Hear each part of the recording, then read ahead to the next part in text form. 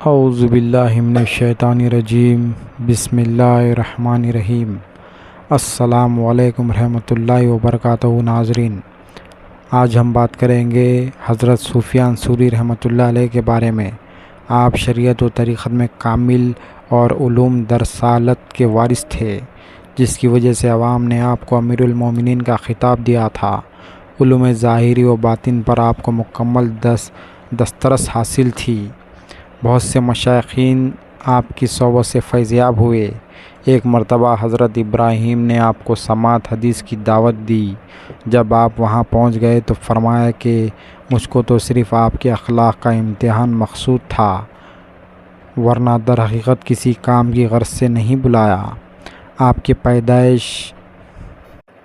پیدائشی متقی تھے، حتیٰ کہ ایک مرتبہ آپ کی والدہ نے ایام حمل میں ہمسائے کی کوئی چیز بلا اجازت منہ میں رکھ لی تو آپ نے پیٹ میں تڑپنا شروع کر دیا۔ جب تک انہوں نے ہمسائے سے معذرت طلب نہ کی، آپ کا استدراک ختم نہ ہوا۔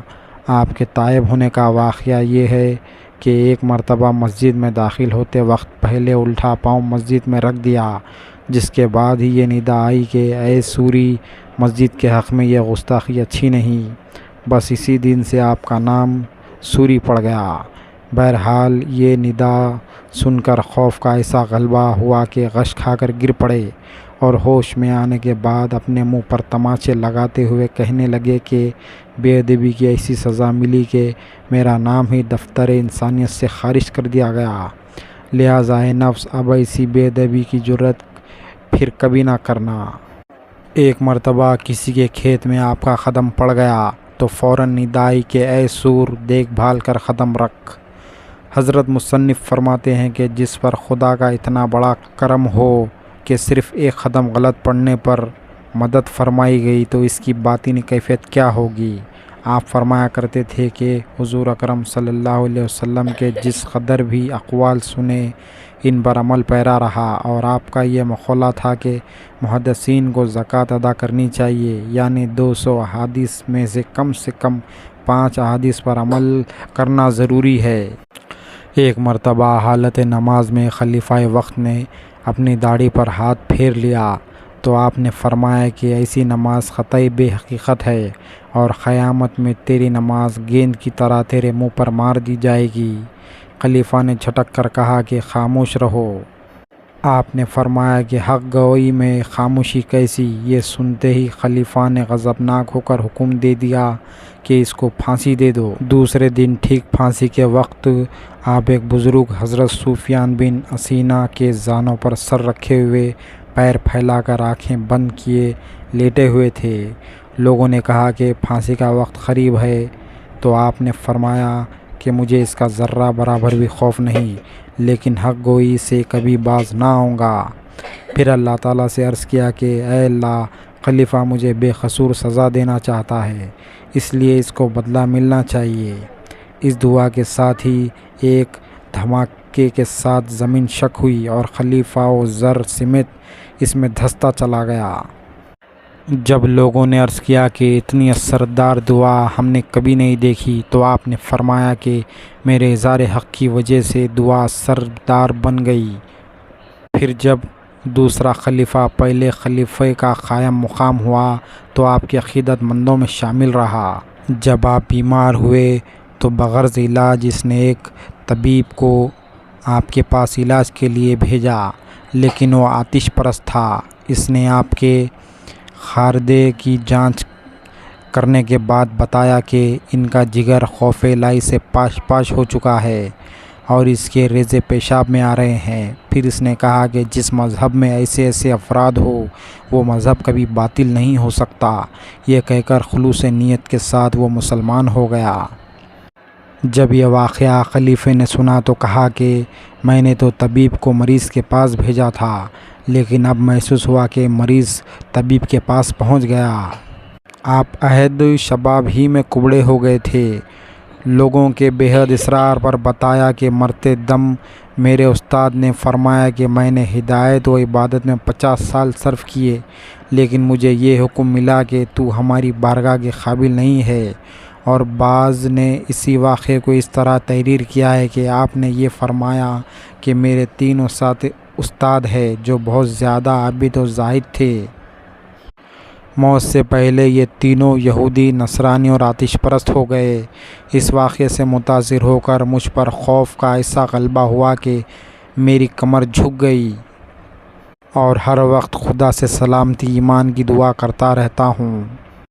آپ کو کسی نے اشرفیوں کی 2 تھیلیاں ارسال کرتے ہوئے آپ کی خدمت میں یہ پیغام بھیجا کہ چونکہ آپ میرے والد کے دوست ہیں، اب وہ فوت ہو چکے ہیں، لیکن ان کی پاکیزہ کمائی میں سے یہ تھیلیاں ارسال خدمت ہے، آپ ان کو اپنے اخراجات کے لیے قبول فرما لیں۔ لیکن آپ نے وہ تھیلیاں واپس کرتے ہوئے پیغام بھیجا کہ تمہارے والد سے میری دوستی تعلقات صرف دین کے لیے تھے، نہ کہ دنیا کے لیے۔ اس واقعے کی اطلاع جب آپ کے صاحبزادے کو ہوئی تو انہوں نے عرض کیا کہ میں نادار اور عیالدار ہوں، اگر یہ رقم آپ مجھے دے دیتے تو میرے بہت سے کام نکل سکتے تھے۔ آپ نے فرمایا کہ میں دینی تعلقات کو دنیاوی معاوضے میں فروخت نہیں کر سکتا، البتہ اگر وہ شخص خود تم کو دے دے تو تم خرچ کر سکتے ہو۔ آپ کسی سے کچھ نہیں لیتے تھے۔ ایک شخص نے جب آپ کی خدمت میں کوئی تحفہ پیش کیا تو آپ نے قبول نہیں فرمایا۔ جب اس شخص نے عرض کیا کہ آپ نے تو کبھی مجھ کو کوئی نصیحت تک نہیں کی جو یہ سمجھ لیا جائے کہ میں اس کا معاوضہ دے رہا ہوں، آپ نے فرمایا کہ میں نے تمہارے دوسرے مسلمان بھائیوں کو تو راستہ دکھایا ہے، اور اگر میں تمہارا تحفہ قبول کر لوں تو ہو سکتا ہے کہ میرے قلب میں تمہاری رغبت پیدا ہو جائے، اور اسی کا نام دنیا ہے، لہٰذا میں خدا کے سوا کسی اور جانب راغب نہیں ہونا چاہتا۔ آپ ایک شخص کے ہمراہ کسی رئیس کے محل کے نزدیک سے گزرے تو آپ کے ساتھ والے شخص نے محل کو غور سے دیکھا۔ آپ نے فرمایا دولت مند تعمیر مکان میں بہت فضول خرچی سے کام لیتے ہیں، اس لیے اس مکان کا دیکھنے والا بھی گنہگار ہو جاتا ہے۔ یہ کہہ کر آپ نے اس کو منع کیا۔ آپ اپنے ایک ہمسائے کے جنازے میں شریک ہوئے تو اس وقت تمام لوگ مرحوم کی تعریفیں کر رہے تھے، لیکن آپ نے فرمایا کہ وہ تو منافق تھا، اگر مجھے پہلے سے علم ہوتا تو میں اس کے جنازے میں کبھی شریک نہ ہوتا۔ اس کی منافقت کی دلیل یہ ہے کہ اہل دنیا اس کی تعریفیں کر رہے ہیں۔ اس سے معلوم ہوا کہ اس کا اہل دنیا سے بہت گہرا تعلق تھا، اور یہی چیز اس کی منافقت پر دلالت کرتی ہے۔ ایک مرتبہ آپ نے الٹا کرتا پہن لیا۔ جب لوگوں نے سیدھا کرنے کے لیے کہا تو آپ نے فرمایا کہ میں نے تو خدا کے لیے پہنا ہے، پھر مخلوق کے کہنے سے سیدھا کیوں کروں؟ ایک نوجوان نے حج سے محروم رہ جانے پر سرد آہ کھینچی تو آپ نے فرمایا کہ میں نے 4 حج کیے ہیں، ان کا اجر میں اس شرط پر تجھے دینے کے لیے تیار ہوں کہ تو اپنی آہ کا اجر مجھے دے دے۔ جب اس نے شرط منظور کر لی تو آپ نے خندہ پیشانی سے اپنے تمام حجوں کا ثواب اس کو منتقل کر دیا۔ پھر آپ نے خواب دیکھا کہ کوئی یہ کہہ رہا ہے کہ تم نے ایک آہ خرید کر وہ نفع حاصل کر لیا ہے کہ اگر اس نفع کو اہل عرفات پر تقسیم کیا جائے تو سب مالا مال ہو جائیں۔ آپ ایک حمام میں داخل ہوئے تو دیکھا کہ ایک نوعمر حسین لڑکا وہاں موجود ہے۔ آپ نے لوگوں سے فرمایا اس کو فوراً یہاں سے نکال دو، کیونکہ عورت کے ہمراہ تو صرف ایک ہی شیطان رہتا ہے، لیکن نوخیز حسین لڑکے کے ہمراہ 18 شیطان ہوتے ہیں، تاکہ دیکھنے والے کے سامنے لڑکے کو آراستہ کر کے پیش کرے۔ ایک مرتبہ آپ گروزاری کرتے ہوئے حج کے سفر پر روانہ ہوئے۔ اس وقت لوگوں نے سمجھا کہ شاید خوف مسیت سے یہ حالت ہے، لیکن آپ نے فرمایا میں تو اس لیے رو رہا ہوں کہ نہ جانے میرے ایمان میں کچھ صداقت بھی ہے یا نہیں، اور گناہوں کی فکر تو اس لیے نہیں کہ رحمت خداوندی کے مقابلے میں گناہ ایک بے حقیقت سی شے ہے۔ آپ نے فرمایا کہ اگر خدا کے ڈر سے ایک آنسو بھی نکل پڑے تو وہ عمر بھر کے اس رونے سے بہتر ہے جس میں خوف الہی شامل نہ ہو۔ آپ فرمایا کرتے تھے کہ عارفین کو معرفت، عابدین کو قربت اور حکماء کو حکمت اللہ تعالیٰ ہی عطا فرماتا ہے۔ پھر آپ نے فرمایا کہ گروزاری کی بھی 10 قسمیں ہیں، جن میں 9 حصے ریاض سے بھرپور ہوتے ہیں اور ایک حصہ خشیت سے لبریز ہوتا ہے۔ آپ نے فرمایا کہ نیک عمل کرنے والوں کے اعمال کو ملائکہ عمل نیک رجسٹر میں درج کر لیتے ہیں۔ جب کوئی ان اعمال پر فخر کرنے لگتا ہے تو پھر انہی اعمال کو ریا کے رجسٹر میں منتقل کر دیتے ہیں۔ جب آپ کا کوئی ارادت مند سفر کا قصد کرتا تو آپ فرماتے کہ اگر کہیں راہ میں موت نظر پڑے تو میرے لیے لیتے آنا۔ آپ نے مرتے دم تک فرمایا کہ میں موت کا بہت خواہش مند رہتا تھا، لیکن آج معلوم ہوا کہ موت لاٹھی ٹیک کر دنیا میں سفر کرنے سے کہیں زیادہ دشوار ہے، یعنی خدا کے روبرو پیش ہونا آسان کام نہیں، اور موت کا ذکر سن کر خوف کے مارے بے ہوش ہو جایا کرتے تھے۔ لوگوں کو نصیحت فرماتے کہ موت سے پہلے اس کا سامان تیار کر لو۔ جب موت کے وقت لوگ نے عرض کیا کہ آپ کو جنت مبارک ہو تو فرمایا کہ اہل جنت تو دوسرے لوگ ہوتے ہیں، ہماری وہاں تک رسائی کہاں ہو سکتی ہے؟ آپ جس وقت بصرہ میں بیمار پڑے تو حاکم بصرہ نے آپ کو تلاش کرنے کا حکم دیا۔ جب لوگوں نے تلاش کرتے ہوئے پہنچے تو آپ کو مویشیوں کے باندھنے کی جگہ پایا۔ اس وقت آپ درد شکم اور پیچیش کی وجہ سے شدید اضطراب میں تھے، لیکن ایسی حالت میں بھی ذکر الہی سے ایک لمحہ کے لیے بھی غافل نہیں ہوئے۔ اور اسی شب لوگوں نے دیکھا کہ آپ رات بھر میں 60 مرتبہ پخانہ گئے اور ہر مرتبہ وضو کر کے نماز میں مشغول ہو جاتے۔ جب لوگوں نے عرض کیا کہ ایسی حالت میں آپ بار بار وضو نہ کریں تو آپ نے فرمایا کہ میں اس لیے بار بار وضو کر رہا ہوں تاکہ میں خدا کے سامنے نجس حالت میں نہ پہنچوں۔ حضرت عبداللہ مہندی بیان کرتے ہیں کہ میں موت کے وقت آپ کے پاس ہی تھا۔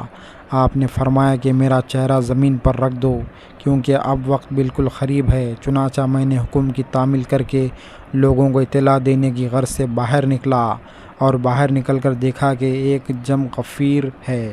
اور جب میں نے ان لوگوں سے پوچھا کہ تم کو آپ کی نازک حالت کا علم کیسے ہوا تو ان لوگوں نے کہا کہ ہمیں خواب میں یہ حکم دیا گیا ہے کہ سفیان ثوری کی میت پر پہنچ جاؤ۔ چنانچہ جس وقت لوگ اندر داخل ہوئے تو آپ کی حالت بہت نازک ہو چکی تھی، اور آپ نے تکیے کے نیچے سے 1000 کی تھیلی نکال کر فرمایا کہ اس کو فقراء میں تقسیم کر دو۔ اس وقت لوگوں کے قلب میں یہ وسوسہ پیدا ہوا کہ آپ دوسروں کو تو دولت جمع کرنے سے منع کرتے رہے اور خود 1000 دینار جمع کر لیے، لیکن آپ نے لوگوں کی نیت کا اندازہ کرتے ہوئے فرمایا کہ ان دیناروں سے میں نے ایمان کا تحفظ کیا ہے، کیونکہ جب ابلیس مجھ سے یہ پوچھتا تھا کہ اب تم کہاں سے کھاؤ گے تو میں جواب دیتا کہ میرے پاس یہ دینار موجود ہے، اور جب وہ سوال کرتا کہ تمہیں کفن کہاں سے نصیب ہوگا، اس وقت بھی میں یہی جواب دیتا، حالانکہ مجھے ان دیناروں کی قطعی ضرورت نہ تھی مگر وسوس شیطانی کے لیے جمع کر لیے تھے۔ یہ فرما کر کلمہ پڑھا اور دنیا سے رخصت ہو گئے۔ بخارا میں ایک ایسا شخص فوت ہو گیا جس کا وارثہ شرعی اعتبار سے آپ کو پہچانتا تھا۔ چنانچہ غازی نے مال وارثات کو امانت جمع کر کے آپ کو اطلاع بھجوا دی۔ اس وقت آپ کی عمر 18 سال تھی، اور جب آپ نے بخارا پہنچے تو بستی کے قریب لوگوں نے استقبال کر کے امانت آپ کے سپرد کر دی، اور وہی رقم آپ کے پاس جمع تھی جس کو مرتے وقت صدقہ کر دیا۔ اور یہ بھی مشہور ہے کہ جس رات آپ فوت ہوئے تو لوگوں نے غیب سے یہ ندا سنی کہ آج تقویٰ مر گیا۔ آپ کی وفات کے بعد کسی نے آپ کو خواب میں دیکھ کر آپ سے پوچھا کہ قبر کی وحشت و تنہائی میں آپ نے صبر کیسے کیا؟ آپ نے فرمایا کہ میرے مزار کو اللہ تعالیٰ نے جنت کے باغوں میں منتقل کر دیا۔ پھر کسی اور نے آپ کو خواب میں دیکھا کہ آپ جنت میں ایک درخت سے دوسرے درخت پر پرواز کر رہے ہیں۔ جب اس نے وجہ پوچھی تو آپ نے فرمایا کہ مجھے یہ مرتبہ زاہد و تقویٰ سے ملا ہے۔